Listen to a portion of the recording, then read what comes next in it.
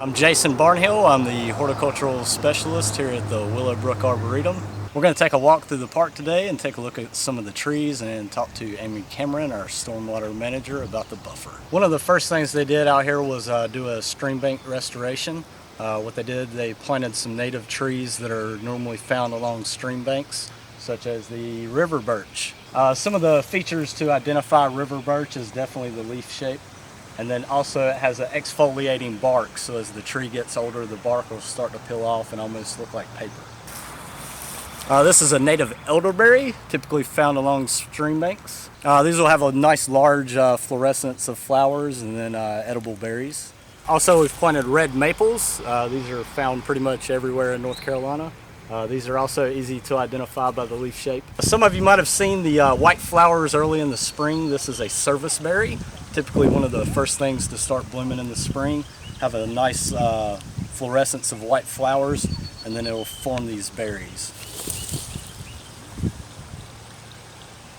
Some of the larger trees were donated by the New Leaf Society, so they paid to have larger trees put in. That way we could get some quicker shade. These are probably about 10 years old. These are Nuttall oaks. We've got a couple different species that we'll talk about as we go down the creek.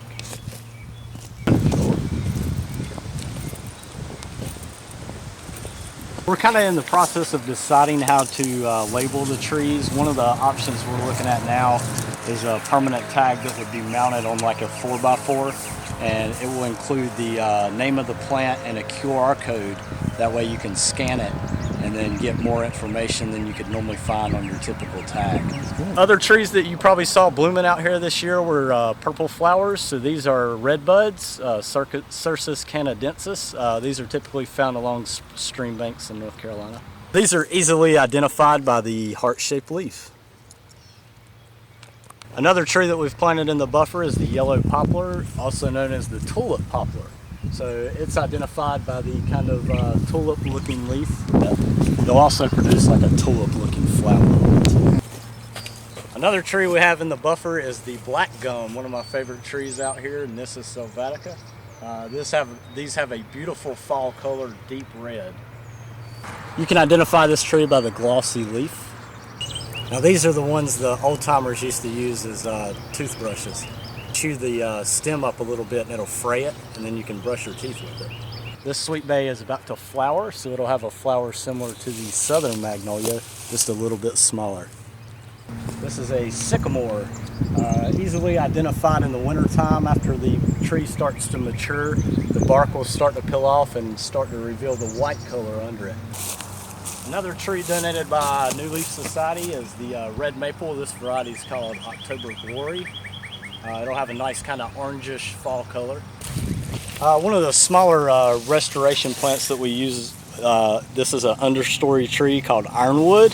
Some people call it musclewood. Like once the tree gets a little bigger, it'll almost form like muscles along the trunk, so you can feel the trunk and it'll kind of stick out a little bit. One of the trees that are currently blooming in the arboretum is the black cherry. This is probably my favorite tree in the arboretum. This is another black gum. I just love the placement of it. I think it's going to be great in the fall, right by this old wooden bridge.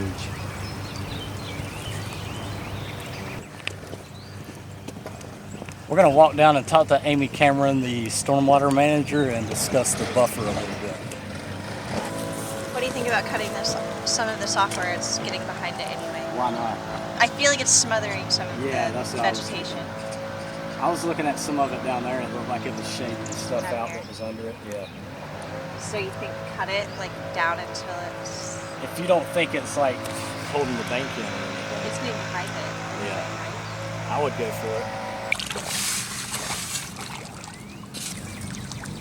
We are trying to make this pool fill up more so that we have like a pool riffle structure in the stream.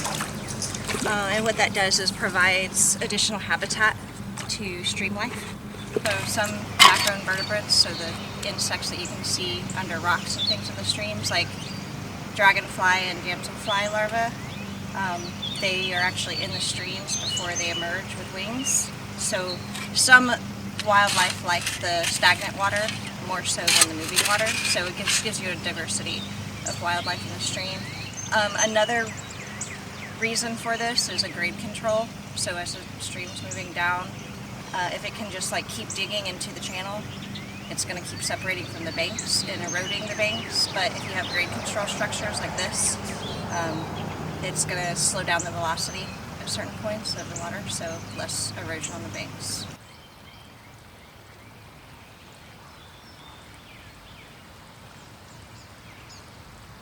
The taller grass that you're starting to see was planted after they did some of the work on the stream to help stabilize the bank until the permanent seeding comes up. So this will die back, and then you'll start seeing some of the intentional planting. So this is another plant you'd find on the stream bank in North Carolina. This is the red-twigged dogwood. This is a soft rush, a juncus species. The root systems on these, so I've seen the root systems get to be about 5 feet long underground. This was in a water environment, aquatic environment, but that's just an idea of how deep these root systems go to hold the soil in place. Another plant that's currently blooming in the Arboretum is the American holly, Ilex opaquia. So up and down the stream, you'll start seeing some shorter areas where we're keeping it weed eated down, so residents can come down to the stream. It's easier access.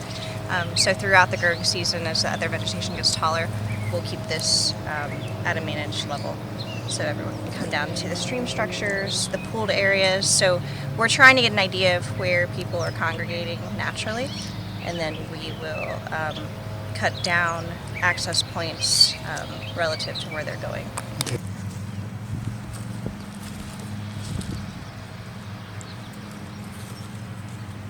We come every day. We walk in the park, and Hudson loves to come and look in the water. I just told him we'll have to come back without Amos because we're going to catch some tadpoles.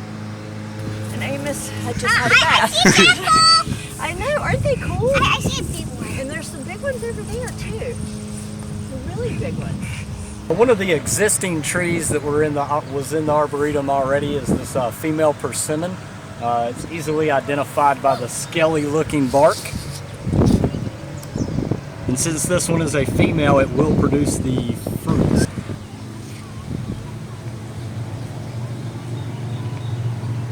These are some of the seeds left over from the persimmon fruit. These are just on top of one of those stormwater grates.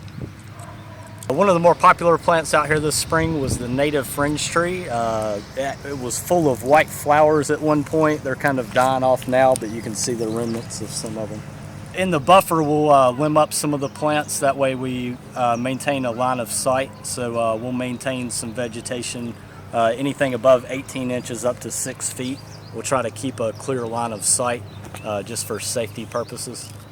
What you're seeing growing up there in the thick parts is different genus of juncus or soft rushes. If you dig down, you'll also see some carrots, and they're wetland species, so vegetation that really thrives in wet areas. So if you've noticed throughout the park, we have some natural springs coming in, some groundwater seepage on the banks of the stream. So in the areas where it's not making it all the way to the stream, you're going to see thick stands of the wetland species. They pull up a lot of nutrients out of the water before it actually gets to the water. So any pollutants that's being picked up from stormwater runoff, the roads, anything that's hitting can be filtered out if it hits vegetation first. And wetland species with the thick stands on top as well as the roots on the bottom are great at pulling up pollutants out of the runoff. If you have additional nutrients in the stream, just an excess, you're going to get algae blooms, which you actually will see sometimes within this stream. And usually around this time because a lot of people are fertilizing. So extra nutrients is running off in the water, but extra vegetation on the sides will help filter out some of the nutrients. So another good thing about the thick vegetation on the banks from the wetland species is the shading that it's providing in the stream. So until we get some overstory trees that are larger, we really don't have a lot of shading, which is increasing the temperature of the water, which will also decrease the oxygen in the water for the wildlife. So any type of vegetative shading that we get in the stream is good.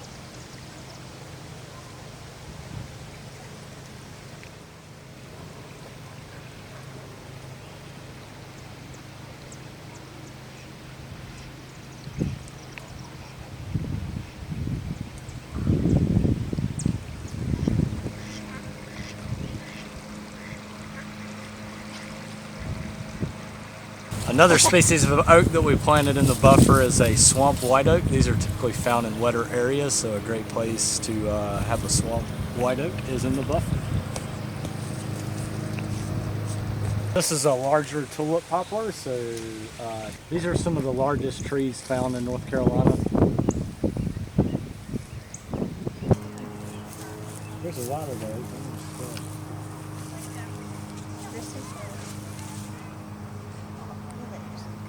So some of the trees out here that have not quite leafed out yet is the overcup oak. This one's a little bit ahead of the other ones, so it has a few leaves on it.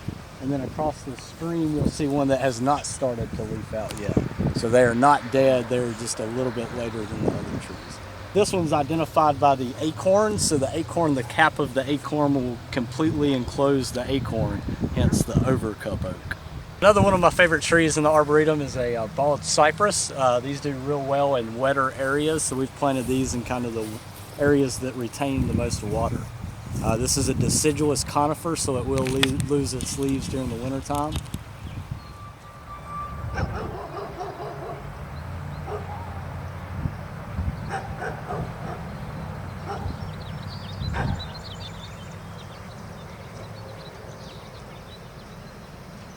Okay, so this area is going to be a wetland garden in the future. Very, very near future. It's already naturally taking the shape of a wetland.